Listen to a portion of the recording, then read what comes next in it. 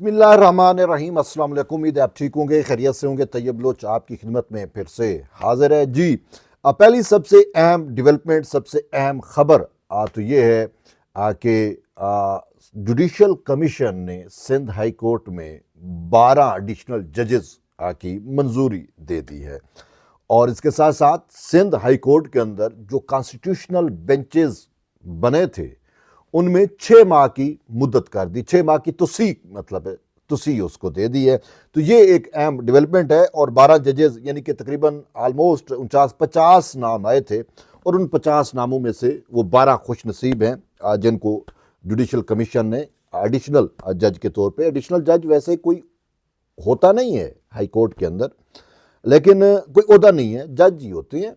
लेकिन बेसिकली ये एक टर्म जो है वो यूज़ की जाती है, वो इस वजह से कि जो जज नए लगाए जाते हैं तो वो साल के लिए जो है वो एक आर्जी, या आप समझ सकते हो, वो होते हैं। तो इस वजह से उनको एडिशनल कहा जाता है। और साल बाद फिर उनकी वो देखी जाती है, क्या नाम है अपना, वो कारकर्दगी देखने के बाद फिर उनको अपॉइंट किया जाता है, यानी फिर उनको परमानेंट कर दिया जाता है। तो यूं फिर इस वजह से इनको एडिशनल जजेस कहा जाता है। तो यूं जो है, जैसे आपने देखा इस्लामाबाद हाई कोर्ट में जो 2 एडिशनल जजेस लगे थे तो वो हलफ लेने के बाद काम पे भी आ गए हैं। और chief justice Islamabad high court के साथ हमने राजा इनाम अमीन मिनहास को देखा, तो उसकी तस्वीर बड़ी आज वायरल हुई थी। तो इसी तरीके से ये भी सिंध हाई कोर्ट में 12 असामियाँ खाली थी और 12 असामियों को अब फुल कर दिया गया है। ऑलमोस्ट सिंध हाई कोर्ट में अब जो जजेस की स्ट्रेंथ है वो पूरी हो चुकी है। जबकि लाहौर हाई कोर्ट के लिए भी गालबन 40 से ज्यादा नाम आए हैं और वहाँ पे भी 11 या 12 जजेस की अपॉइंटमेंट होनी है। और सिंध हाई कोर्ट में गालबन 23 या 24 वैकेंसियाँ खाली हैं। तो 2 मरहलों में होगा, पहले अब ये होगा तो उसके बाद दोबारा एक जुडिशल कमीशन इजलास होगा, तो वो 7 फरवरी को होना है। इसी तरीके से KPK का भी शायद गालबन 3 फरवरी को या इस टाइप का है होना है। तो ये जजेस की अपॉइंटमेंट की जा रही है जुडिशल कमीशन के जरिए, और 26वीं तरमीम के तहत जुडिशल कमीशन जो नया तश्कील हुआ था उसके तहत। और इस पर अपने जस्टिस मंसूर अली शाह का एतराज़ है जी, इंतजामिया का अमल दखल बढ़ गया। तो बहरहाल ये एक अहम डेवलपमेंट थी, मैंने कहा आपको आगाह करूँ। लेकिन इसके साथ साथ हम आते हैं वो जस्टिस मंसूर अली शाह साहब की उस एडवेंचर के ऊपर जो उन्होंने मुतनाज़िया एक मैटर अपने पास लगाया। मैं तो उसे गैर कानूनी कहता हूँ, क्योंकि वो बेंच का वजूद और जिस तरीके से बगैर काज लिस्ट के मुकदमा लगना, फिर उसमें इसका जुडिशल आर्डर, और ये सर पूरी की पूरी जो प्रैक्टिस अपने सही मंसूर अली शाह साहब ने की, उसका कोई कानूनी जवाज़ नहीं बनता।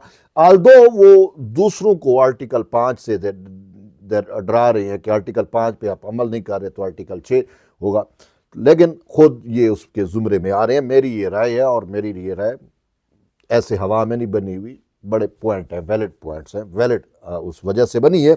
और इसके साथ साथ आज जस्टिस मंसूर अली शाह साहब जो है वो कहते हैं जी मेरे तो जज नहीं लग रहे।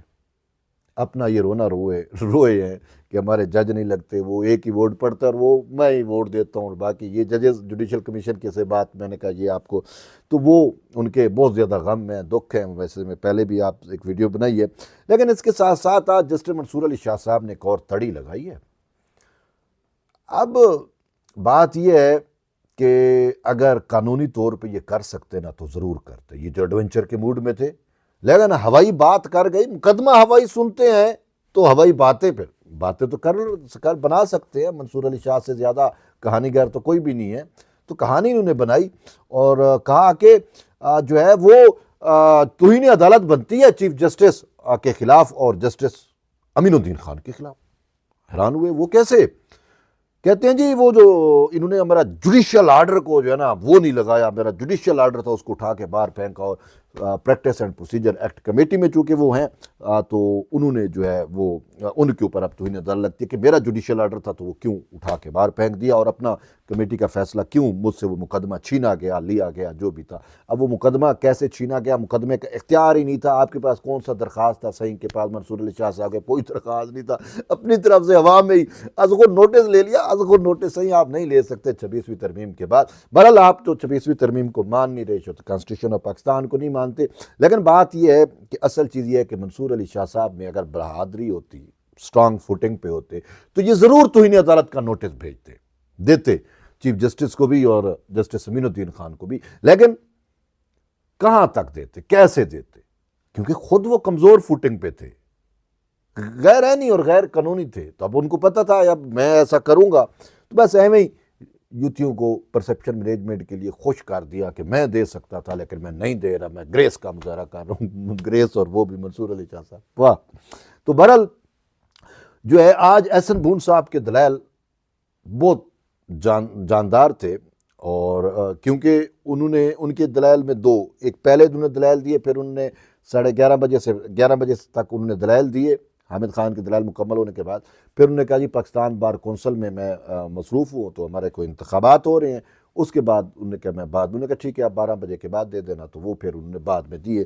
तो अब यूँ एक ख़बर यहाँ से पाकिस्तान बार कौंसल से याद आ गई कि पाकिस्तान बार कौंसल में भी जो है वो हामिद खान ग्रुप को शिकस्त हुई है। आज पाकिस्तान बार कौंसल के इंतखाबात थे तो वाइस चेयरमैन और चेयरमैन एग्जीक्यूटिव कमेटी जो है वो चुन लिए गए हैं। तो यूँ तारिक अफरीदी साहब जो है, तारिक अफरीदी वो chairman executive committee Pakistan bar council मुंतखब हुए हैं, और vice chairman Pakistan bar council जो है वो तैर नसरुल्लाह वड़ैच जो है वो मुंतखब हुए हैं। तो ये भी आपको मुबारकबाद मैंने कहा देता चलूँ, ये बढ़िया, यानी कि ये हम आसमा जहांगीर ग्रुप जीता है, हामिद खान ग्रुप को शिकस्त हुई है। आप यूँ के वज़ीर कानून जो हैं तरड़ साहब उनका ग्रुप, एहसन बून साहब का ग्रुप, फ़रूक अचनैक का जो ग्रुप है वो जीत चुका है, और यूँ PTI को पाकिस्तान बार कौंसल में भी शिकस्त हुई है। तो बहरहाल एहसन बून ने पाकिस्तान बार कौंसल के इंतखाबात के बाद दोबारा जब वो किया तो उन्होंने कहा जैसे मंसूर अली शाह साहब को, शाह जी आप गलत समझ जा रही हैं, आपकी डायरेक्शन गलत है, आपका मैटर ही गैर कानूनी है। वो फिर मंसूर अली शाह, अच्छा हम गैर कानूनी है, ठीक है हम आईनी नहीं है ना तो हम गैर आईनी हो गए। तो उन्होंने कहा गैर आईनी है लेकिन आप ये मामला ही गैर आईनी तौर पे उठा के बैठे हुए हैं, और फिर आपको इख्तियार नहीं था कि आप जुडिशियल आर्डर जिसको आप बेस बना रहे हैं, बुनियाद बनाया हुआ है कि मेरे जुडिशियल आर्डर की वायलेशन हुई है और practice and procedure act committee ने की है, तो उन्होंने कहा वो आर्डर ही गलत था, आप दे ही नहीं सकते थे, मामला ही नहीं था आपके पास। और फिर अगर आप जो है वो मैटर रेफर कर सकते थे चीफ जस्टिस को, कमेटी को, आपने वो नहीं किया। मंसूर अली शाह साहब कहते हैं अच्छा फिर हमने तो अगर फुल कोर्ट बना भी दिया तो फैसला, हाँ फुल कोर्ट, उन्होंने कहा फुल कोर्ट भी आप नहीं बना सकते, आपको इख्तियार नहीं है, फुल कोर्ट चीफ जस्टिस ने बनाना है, कमेटी ने बनाना है, आप तो खामखा हैं इसमें। हाँ आप कमेटी के मेंबर हैं, कमेटी में जाए, यहां पे आपको बैठना ही नहीं चाहिए था, आप ये मसाइल कमेटी में जाके हल करते, लेकिन आपने कमेटी में ये चीजें उठाई नहीं है, आपको उठानी चाहिए थी, आप वहां पे वो करते, आप जजेस को कायल करते, या वो आपकी बात मान लेते या आप उनकी बात मानते। यहाँ पे आपको इख्तियार ही नहीं था ओपन कोर्ट के अंदर इस तरीके से बैठ के चीज़ों को वो करने का। और फिर उन्होंने, मंसूर अली शाह साहब ने कहा अच्छा तो फिर अगर हम जो है वो ऑर्डर कर दें, तो उन्होंने कहा आप ऑर्डर भी कर देंगे तो ऑर्डर तो चीफ जस्टिस को आप कर सकते हैं, फुल कोर्ट का आप ऑर्डर फिर भी नहीं कर सकते, नहीं कर सकते। उन्होंने कहा आप चीफ जस्टिस को कर सकते हैं। अच्छा उन्होंने कहा फिर ऑर्डर अगर कर भी दें तो ऑर्डर पे अमल दरामद ना हो और वो पड़ा रहे।